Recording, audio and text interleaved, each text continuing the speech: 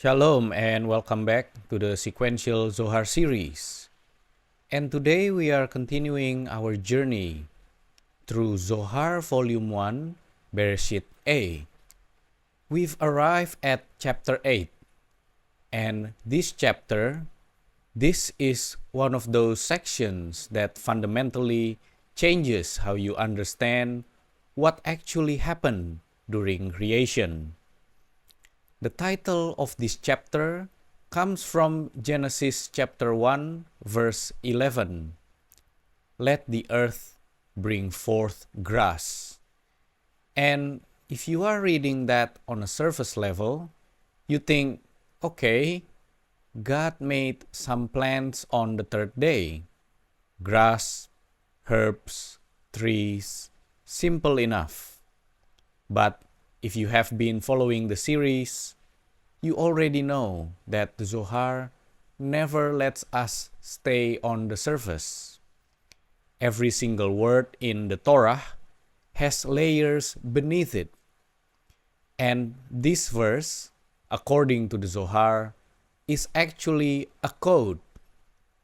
It's a code that describes the activation of an entire angelic infrastructure, a vast communication network between the upper worlds and our physical world. And everything that happens in your life, both the blessings and the blockages, moves through this network. So let's break this open. The chapter begins in section 75. And the Zohar says that when the verse declares, let the earth bring forth grass, this is actually the secret of the lower union. The earth here refers to the Nukva, the female principle, and she is now revealing her powers through the waters that were gathered into one place. These waters represent the Mohin, the divine consciousness, flowing down into her in a concealed and hidden manner. And from within her, what emerges? Supernal and concealed souls, holy hosts. These are formed and drawn out using what the Zohar calls the edifices of faith by the righteous, the men of faith, through their worship and service to the Creator. So right from the start, the Zohar is telling us that souls and angelic beings don't just appear randomly. They are drawn forth through human devotion. Now, here's where it gets very interesting. In section 76, the Zohar brings in Psalm 104, verse 14. Who causes the grass to grow for the cattle? And the Zohar says, this cattle, this behemoth, is a living creature that crouches on 1,000 mountains. Every single day, grass is grown for this creature. But this grass is not literal vegetation. This grass refers to a specific class of angels. And these angels were created on the second day of creation. Now, the second day is associated with the left column, with Gevurah, with severity and judgment. And these angels, because they draw upon that left column energy, they have a particular quality. They are temporary. They only govern for a specific moment in time. And then they are consumed. The Zohar says, there is fire that consumes fire. The female principle, the Nukva, she takes in the illumination of these temporary angels, and then she burns and annuls them. They don't persist, they flash into existence, serve their purpose, and are consumed by sacred fire. Every single day, this cycle repeats. Think about that. An entire class of angelic beings created fresh each day, consumed by the end of it. This is not a one-time event. This is operating rhythm of the cosmos. The left column generates, the sacred fire consumes, and the cycle begins again. Now in section 77, the Zohar shifts to another category. The verse continues, and plans for the service of man. And the Zohar says, this word plans, which is esef in Hebrew, refers to the Ophanim, the Hayot HaKodesh, and the Cherubim. These are not temporary like the grass. These are the angels of the three lower spiritual worlds. The Ophanim are the angels of Asiyah, the world of action. The Hayot, the holy living creatures, are the angels of Yetzirah, the world of formation. And the Cherubim are the angels of Bria, the world of creation. These three classes of angelic beings are prepared and clothed by the Creator Himself. But here's the key. They are further perfected when human beings worship their Master through sacrifices and prayer. This is what the service of man means. It's not that these angels need us to exist.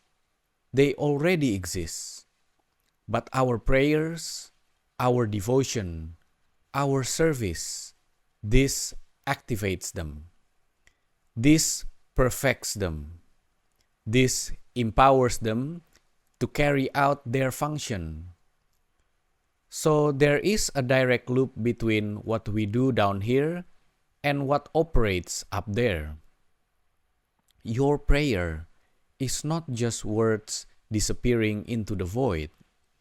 It is an actual mechanism that perfects angelic beings and activates the channels through which blessings flows into this world. Section 78 takes this further. When these angels are properly activated by human service, sustenance and food come from them into the world. The Zohar quotes that he may bring forth food out of the earth, and then it distinguishes again. The herb, the esef, yields seed. This means it produces mohin, divine consciousness that flows into the world. But the grass, the kadzir, does not yield seed. It has no permanence. It's consumed by sacred fire. So you've got two tracks operating here. One track is temporary angels constantly being created and consumed. The other track is the permanent angelic architecture that is perfected by human service and channels blessings into the physical world. Section 79 through 80 brings us to the next level. And fruit tree yielding fruit. The Zohar says this alludes to two grades, male and female. The fruit tree is the female principle, the nukva of Zeir Anpin. And yielding fruit alludes to Yesod of Zer Anpin, the male. All the fruit that the female yields actually reaches her from the male. She receives and then reveals. And what does she reveal from her own aspect? The cherubim and the pillars. The pillars are those beings that rise up in the smoke of the sacrifice. They are called columns of smoke, referencing Song of Songs, chapter 3, verse 6. Who is this coming out of the wilderness like columns of smoke? And the Zohar makes an important distinction here. The cherubim and pillars exist for the service of man, but the grass, the temporary angels, they are food for the behemoth. And here the Zohar quotes Job chapter 40, verse 15. Behold now, behemoth, which I made with you. He eats grass like an ox. Now, we arrive at what I think is the most extraordinary part of this chapter. Sections 81 through 89. This is the vision of the divine chariot. The Zohar says, fruit tree yielding fruit refers to the forms of the male and female, and their likeness is the face of a man. Now, unlike the cherubim who have small faces like those of babies, these are large faces with beards. The face of man contains all the other images within it: the lion, the ox, the eagle. They are all engraved within the face of man, just as the engravings of the holy name are imprinted in the four directions of the world: east, west, north, south. Michael, the archangel, marks the imprint on the south side, corresponding to Hesed, the right column. And all three other faces, the lion, the ox, and the eagle, gaze toward the face of man. And here, the Zohar gives us a critical teaching. Man is male and female together. It is not called man unless both are included. This is from Genesis chapter 5, verse 2. Male and female, he created them and blessed them and called their name man. Together, they are man. Alone, each one is only half. Then the Zohar decodes the word Shinan from Psalms chapter 68, verse 18. The chariots of Elohim are twice 10,000, thousands upon thousands. That word Shinan, Shin, Nun, Aleph, Nun. The Zohar says this encodes the initials of Shor, which means ox, Nesher, eagle, Aryeh, lion. That's the Shin, Nun, Aleph. And the final Nun, that's the face of man, the expansion of male and female united as one. Every being in the worlds of Briyah, Yetzirah, and Asiyah emerges from these four living creatures encoded in Shinan. That one word in Psalms contains the blueprint for all angelic existence across three worlds. This is the level of encoding the Zohar is operating at. These four living creatures are interlocked. Each one includes all the others, and they are directed by 4 engraved divine names. The ox ascends to gaze upon the face of man and rises with the name El. The eagle ascends and rises with the name Gadol, meaning great.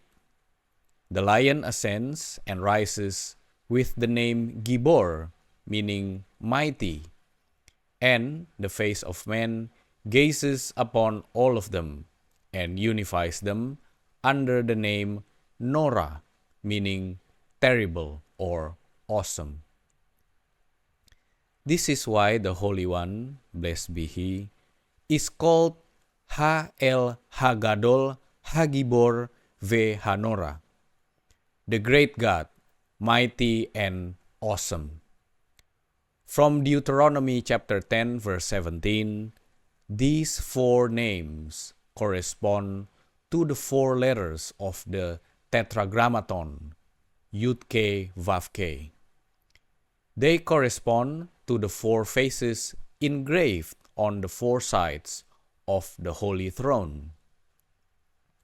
Lion on the right, which is south, ox on the left, which is north, eagle on the front, which is east, man on the back, which is west. When the throne, the female principle, ascends to unite with Zeir Anpin, she is imprinted with all 4 images. These 4 supernal names carry her upward, and during that union, she collects and gleans souls and delightful pleasures. The Zohar uses this beautiful image of gleaning like a harvester moving through a field, gathering what is ripe.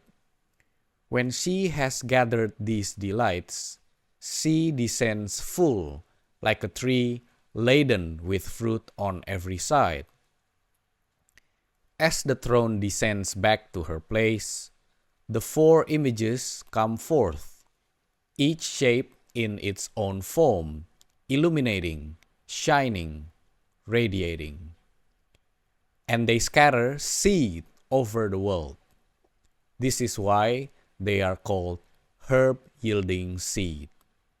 They sow the world with divine seed. Now, sections 92 through 95 bring this down to the human level.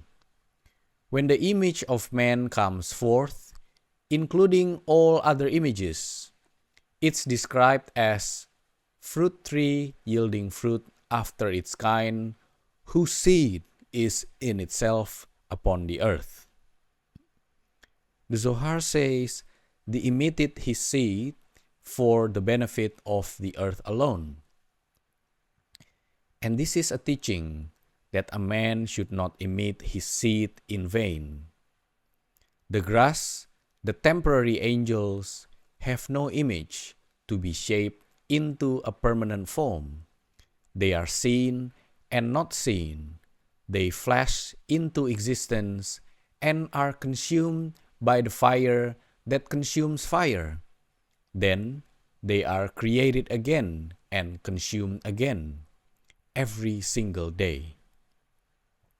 And human beings, the Zohar says, we have image and form, but we do not last forever like the angels above, because the angels above are shaped in their form without any covering.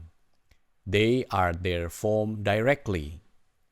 But human beings, our nefesh, our ruah, our neshamah, these are shaped into form only through a covering, a garment. And because of this, we last only for a limited time. Every night when you sleep, your spirit removes the covering and ascends. And the sacred fire, the female principle of Zeir Anpin, consumes and burns the spirit. And then, in the morning, the spirit is resurrected and reshaped in its covering as before. This is the secret of Lamentations chapter 3 verse 23. They are new every morning. Great is your faithfulness. Your soul is literally renewed every single day. You went to sleep last night and something in you was consumed by sacred fire. And this morning, you were rebuilt. That heaviness you sometimes feel in the morning, that sense of re-entry, the Zohar might say that's the process of your spirit being reshaped back into its garment. And why does the verse say great? Because the faithfulness, which is the female principle, is great. She is vast enough to receive all the souls of the world and include them within herself, upper and lower. She is a great and large space that includes everything and is never full. Ecclesiastes chapter 1 verse 7. All the rivers run into the sea, yet the sea is not full. The sea is the female principle. The rivers are the souls. She receives them, burns them within her, and then restores them to their former state. And they come back into this world, renewed. The chapter closes in section 97 with the third day itself. On this day, the phrase that it was good appears twice, because the third day holds both the right column and the left column, and it reconciles the discord between them. It says good to the right, it says good to the left, and it brings agreement between them. This is the secret of the name formed with 4 letters, Yud Ke Vav Ke, inscribed and engraved, expanding to 12 letters that represent the 4 images on all 4 sides of the Holy Throne. So what is this chapter really telling us? It's telling us that creation on the third day was not about plans. It was about the activation of an entire metaphysical operating system. Temporary angels cycling through sacred fire every day. Permanent angelic hierarchies perfected by human prayer. The 4 living creatures of the divine chariot encoded in the very name of God. And your soul, consumed and renewed every single morning. You are not the same person you were yesterday. The Zohar is saying that literally. Every night your spirit ascends, is consumed by sacred fire, and every morning you are remade. New every morning. Great is the faithfulness. And the question that leaves you with is this. If you are being remade every morning, what are you choosing to bring into that new version of yourself? Because according to this chapter, the answer to that question determines which angels are activated, which blessings flow, and what kind of world you are living in. Thank you for joining me. In the next episode, we will continue with chapter 9 of Bereshit A. If this is landing for you, like the video, subscribe, and share it with someone who needs to hear this. Thank you very much for watching. I will see you in the next video. Shalom.